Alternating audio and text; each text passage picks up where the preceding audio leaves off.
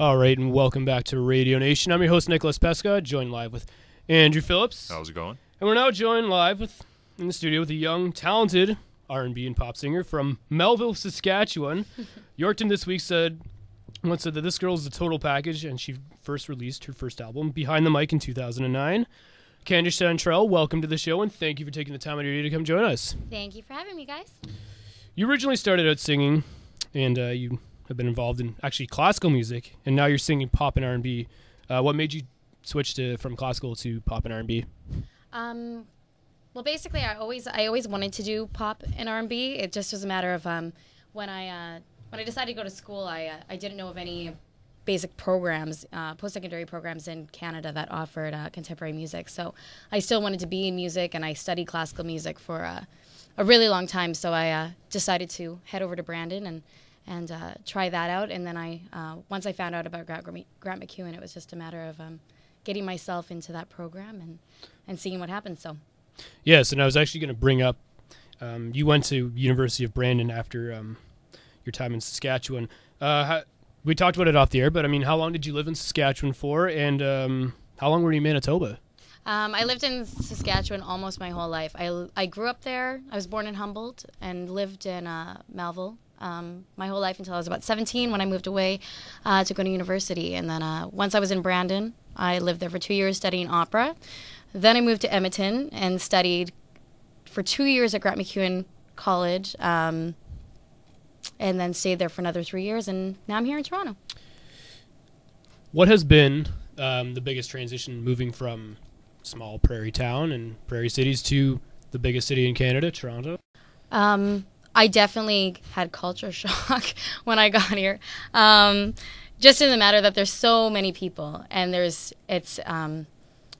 really is. There's just so many different cultures, and it was just it was an interesting adjustment to have to go to such a wide place. It was just very overwhelming, is the best way that I can describe it. Plus, I made the mistake of moving into like shady neighborhood in Toronto. Oh yeah, that was a little dingy. Do you want to say where? Well, it's on this side street that's near like Queen West and Roncesvalles. Oh, okay. Yeah, it wasn't good. I lasted there for about a month and a half and then moved to Wainie, so yeah. There you go. Now, you used to write songs, just sort of whatever, according to an interview you did with the original soundtrack about a month ago, I should say. Yeah. And you now write more about personal experience from that interview, at least that's what I read or heard. What has made you change to writing more about personal experience? Well, I always kind of wrote about personal experiences. On the first album, we do have some songs that were written out of my own thoughts and journal entries and things like that. But I also some songs were just for fun also on that album, right. But I just wanted to have some fun. Now with the transition with my second album that I'm gearing towards and starting to write now, I just wanted to kind of emulate what the artists that inspired me to get into music, try to do what they did in terms of inspiring me. Their music really affected me, and so I just wanted to write from my own sort of human condition, if you will, and try to see if other people relate to that. Now, you mentioned off the air that you actually got U.S. channels instead of Canadian channels growing up in Saskatchewan, so this leads me to ask, when you were watching shows, of course, like MTV, were there any artists from there that really inspired you as an artist today? I can't say that any stood out in particular. Like I was saying when we were off the air, I never grew up watching much music because I only had American television. For everybody listening, I only got MTV when I was growing up. So I was exposed to like a lot of R&B and a lot of rap when a lot of people in my small town in Saskatchewan weren't really listening to a lot of that. They were listening to more alternative rock and things like that. But I think that's where my my liking to R&B started is through American television and MTV. So then what artists would you say really have influenced you as an artist? I have such a wide spread, but if I had to narrow it down, I'd say Jewel, John Mayer, Indy Ari. Is there any particular reason for those three? Like I was saying in Josh's interview the other week, I just find that their messages are they're really heartfelt and they're really potent, and they just have a lot to say about, especially India Arie. I find that her music is very positive in terms of the different experiences you deal with in life, and it's really inspiring. Do you want to talk about, of course, your latest album, which was released back in 2009, Behind the Mic? What is one song from this album that was really challenging for you as an artist to write or to record? I guess that would be Skin. I call it the controversial tune on the album, just because it's a story song, and it's basically it's told from the perspective of an exotic dancer, and it was interesting to kind of record, and kind of a risky thing to go into when you're in pop music in terms of radio and things like that. But it's basically was a song that I wrote just about the roles we play, and just from that perspective, I just thought it was kind of an interesting thing that I thought of one day. Now, I understand from reading from your bio that you have worked closely with Jesse Peters and the writer. What has it been like working with him? I have a huge respect for Jesse. I think that he's incredibly talented. He's one of those people that anything he just does it so well that it just blows your mind in the moment. He's somebody that I very much trust in terms of writing with, and he's just an absolute amazing talent. Now, how did you kind of come into contact with Jesse? Actually, through the producer of my album.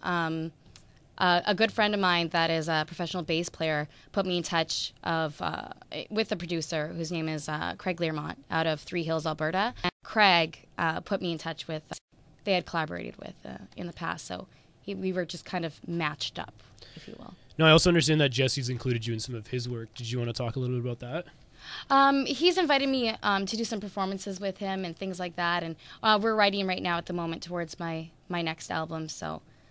he's always busy. Now he has his own rap funk group called Paramedic, but then he also does his own jazz solo gig now.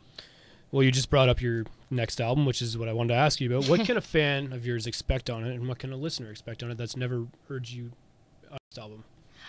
It's going to be a little bit more pop acoustic R&B, the next album. If I had to describe it, I'd probably say that it was something along the lines of Jewel meets Joss Stone meets India Arie, if those three artists could be smashed together. Now, you're pretty active on Twitter, and how has social media really helped you engage with the fans as an artist?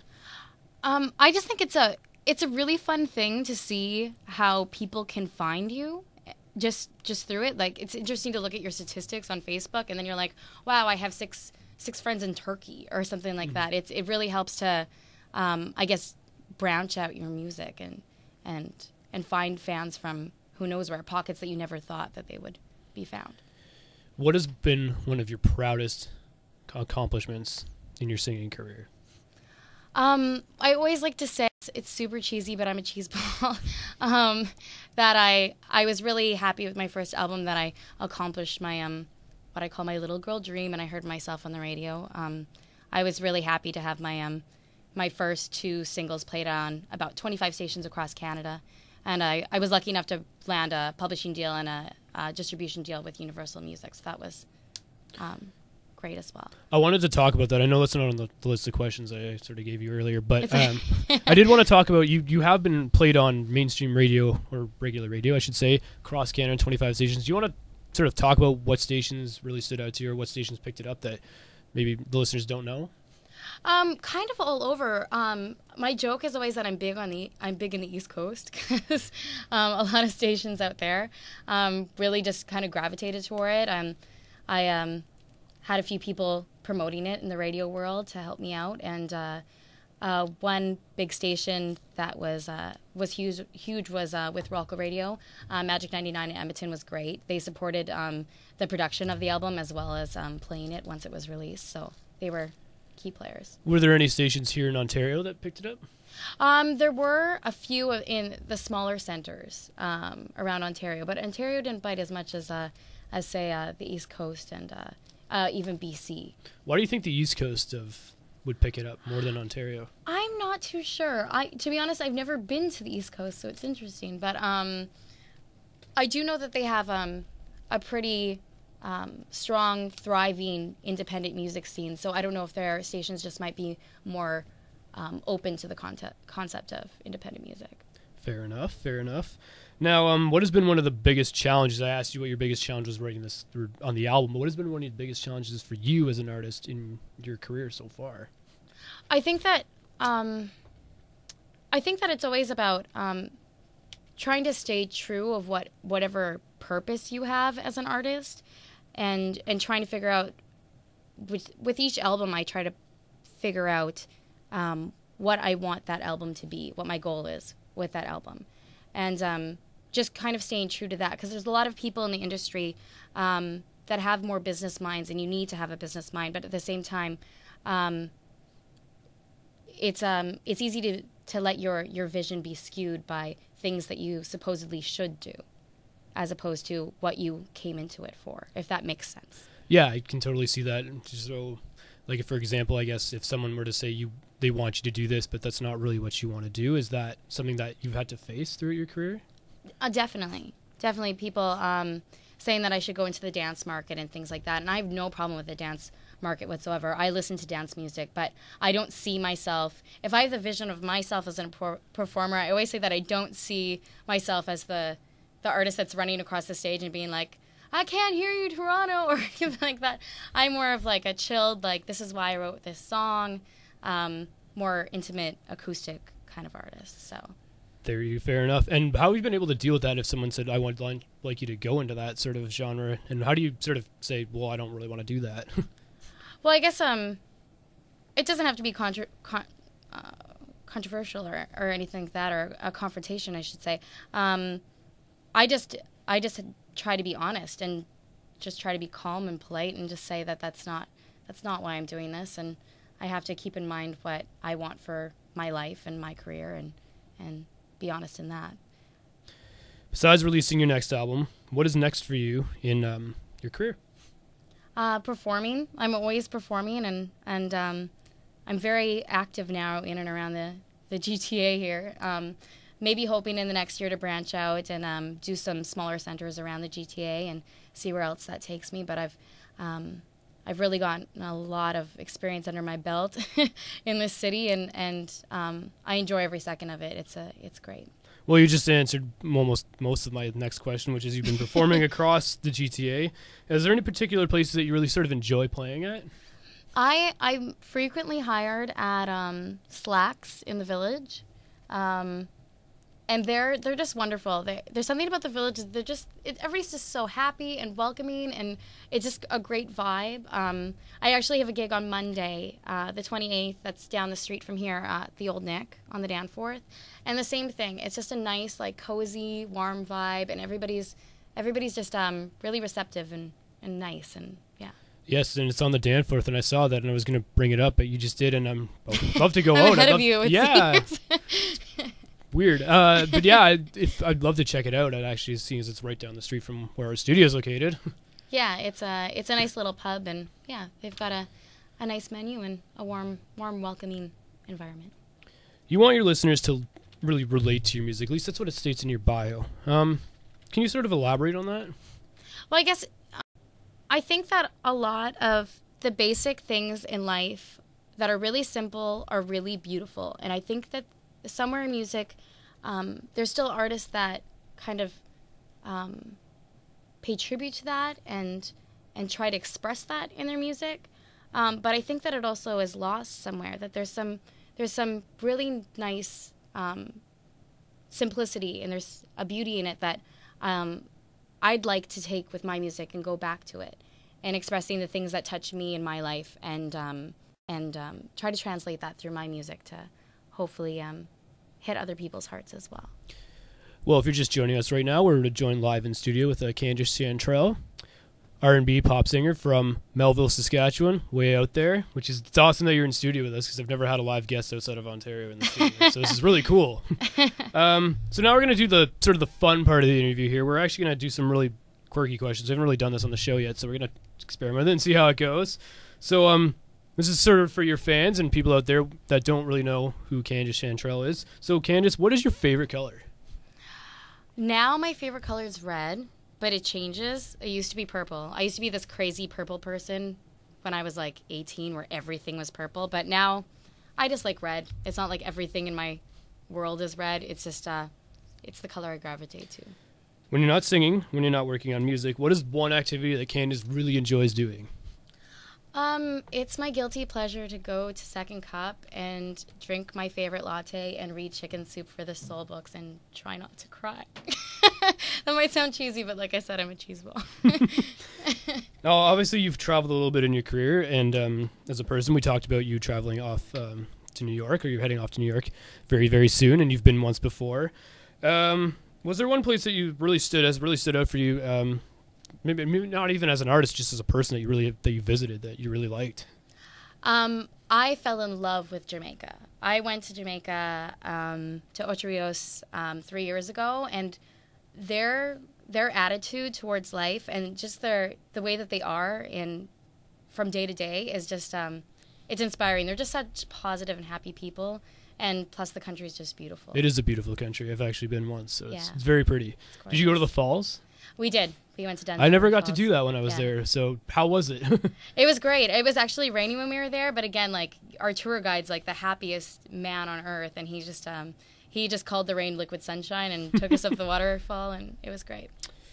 What is a fun fact about yourself that your fans don't know about you? Well, my name is Candice Chantrell, but my real name, which is actually a stage name, which Chantrell is something that I came across that means a bird, a bell, one who likes to sing. But my real name is Candice Sand, but to go further than that, it's Candice Sandra Sand. Very interesting. So, yeah.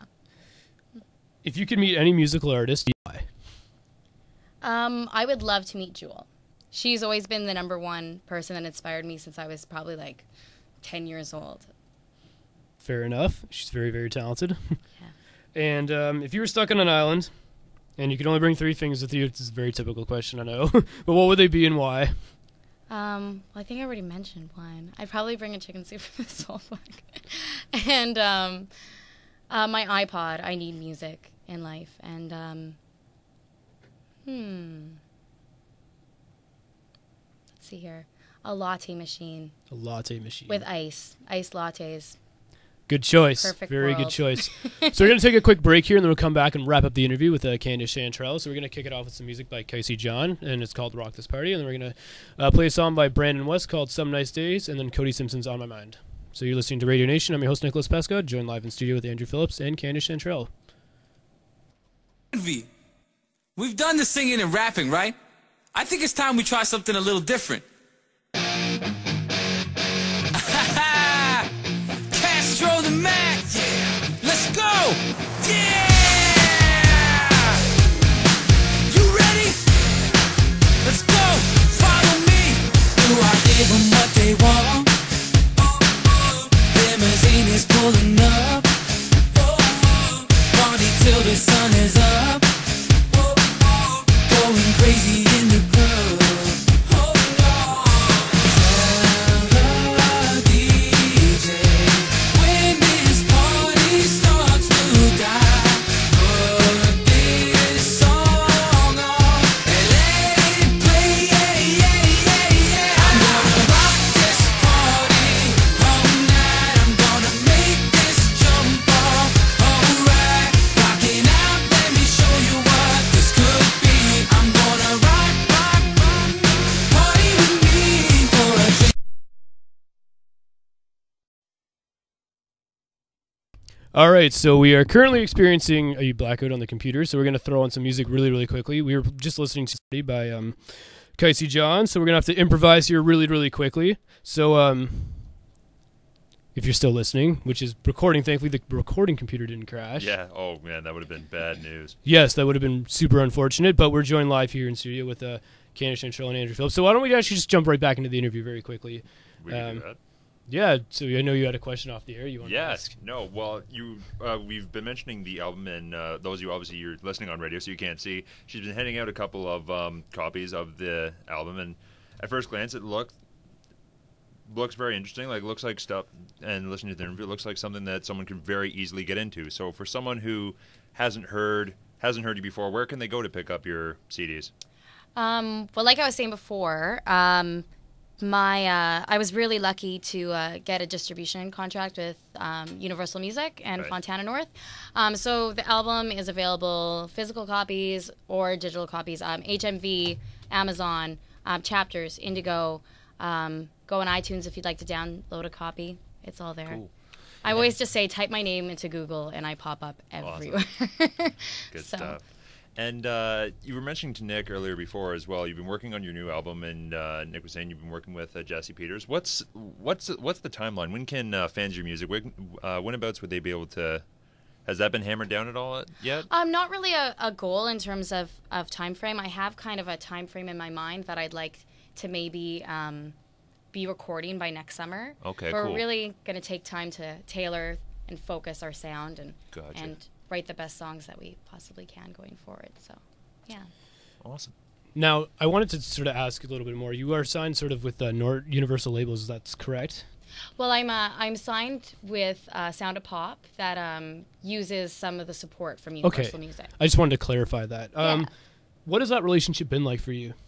It's been great. The president of that label has been a very good mentor to me, and it's definitely been a good platform to have my CD distributed across Canada and worldwide publishing deal and all of that. So it's been good. I definitely have learned a lot since I launched the album. So, At what point in your career did you sort of realize, and I'm just sort of throwing questions off the top of my head here, but what point in your career did you sort of realize that this is really it? This is what I want to do most. Well, basically, in terms of the span of my life, I actually, once I graduated from Grant MacEwan College, I stepped away from music for a while and just tried to have what kind of people would call a normal life, I guess, the 9-to-5 sort of thing. And I just found out that I was just really unhappy, and I sat down with a friend of mine in a coffee shop and just talked it out with him, and he's the professional bass player that I spoke of. He just said, you just got to make an album. So that's when it all started. Which wasn't obviously something that you were really proud of. Where do you sort of see yourself heading in the next couple of years as an artist? Well, just going towards more, like I said, we're tailoring the sound and focusing it more and trying to get that second album out. And I'm lucky that I feel like I have a lot more outlets and people that I can go to help promote the album and see how much farther I can go with the next album, even to maybe do some more touring and performing and just get out there and do what I love. When you perform at across the GTA, do you learn something each time you perform, like as an artist or just as a person? Of course, I always think of things that I want to do next, or think of things. I reflect on the show to see what I thought worked well and what I can do differently. And even just audience interactions and meeting people and seeing where they come from. And I'm just a fan of fans, just to see where everybody comes from. So, do you have a certain group of fans or even a couple fans that come from places that you generally wouldn't necessarily think you'd have fans in? Every once in a while I get, even the other day I got an email from someone that lives in, I think it was Michigan, asking me for a fan photo for her daughter, things like that. So every once in a while I get a little email or something like that from the States. It's always a surprise because I don't really market my music in the States yet. But yeah. And how does that, I guess that obviously makes you feel, but what is that like? Does that really motivate you to keep going as an artist, where you get stuff from people you've never even met and you've never even thought would hear your music? It definitely does. People that take the time to write emails and say, or comment on Facebook and say that they really love something, and just take the time to kind of express that they might have felt something from the music is always motivating. Or just appreciating the sound or having fun with it, and it's always motivating. Fair enough. Well, we're going to try to cue up your song, actually, but we're having some sort of problem with our computer. But thankfully, we can play this music on here in the Dixon box. So before we do that, though, we're going to take a quick musical break here, and it's going to be really unscheduled because thankfully I have my iPod on me. We can actually play some music because I don't know what happened to the computer. But for those that are listening, we obviously appreciate you listening, and you're listening to Radio Nation. So we're going to take a quick musical break here, and then we are hopefully going to get the computer sorted out. If not, we can still play some music off of the CD, thankfully. So yeah, we're going to take a quick musical break, and we're actually going to kick it off with a song by Jesse Cook, a Canadian guitarist who has traveled the world, and you've heard many times here in the show. So we're going to play Falling from Grace with Jesse Cook. But we're now joined live in studio with Andrew Phillips and Candice Chantrell. So let's wrap up the interview here and talk a little bit more about your CD. And I asked you originally, what was like one of the hardest songs that you had the biggest challenge with? You mentioned Skin. What was one of the few songs or one of the songs on the soundtrack that you really enjoyed making and recording? Well, the first song on the album I absolutely love because it's pretty much like a personal anthem, I always call it. It's called I Depend on Me. The album was wrote at a time in my life where I just was really trying to branch out and just really take a hold and do what I wanted with my life. And I've always had this belief that I could do whatever I wanted to do, and that I could always find a way to be self-reliant and find a way to make my life everything that I want it to be. And that song's pretty much a reflection of that. Well, that was the one I wanted to play tonight. Is there another song that you really enjoyed that you'd like us to play? I would love that one because it's probably my favorite on the album. Another one is Beautiful Music. Beautiful Music is a near and dear one to my heart as well. What is one song that really, you just mentioned I Depend on Me, which is, you just sort of mentioned that is the song that really sticks to you. What was one song that you had difficulty writing, but when it came to recording it, you found it easier than you maybe thought it would be? That's an interesting question. I can't think of any that I had too much trouble in terms of recording. I guess it's hard sometimes to see. I was collaborating for the first time, and it's hard to see sometimes, I guess, the vision of how the song will be when you're in the studio. But maybe that was a thing as a whole for the album, that once I got in the studio, it was really fun to see the big reveal about how everything just comes together and just goes into a little package for each song and how everything's revealed. So now, I just out of curiosity, who did the album art for this album? Well, I was really lucky that a good friend of mine, her older sister, her name is Liberty Stillborn. I grew up with her, and she did an internship for Stuff Magazine in New York. She took all the photos, and then a good friend of mine that used to be a graphic designer in California and Vancouver for different motion pictures and stuff like that. He did all the graphic design, so I was lucky that I knew some very talented individuals. So that would lead me to my next one, which how important is it, and this can probably seem a little obvious, how important is it to really network as an artist, but sort of network yourself almost in a business sort of perspective? I think it's really important. I always try to keep myself open to opportunities. If somebody says that they can help me in some way, I definitely inquire to see what their ideas are. And I'm not shy about talking about my music and talking about my career and what I want to do. I found that I've gotten a lot of gigs from it, and a lot of opportunities from just being open about my life as a solo artist, I guess. Now, Andrew, is there anything you had that you were looking to answer? Or? Well, we were talking a little bit when I think it was around the time of the second crash. Unfortunately. Yeah. You have it listed on your website that one of the people that you're very often mistaken for is Taylor Swift. Every day of my life. Yeah.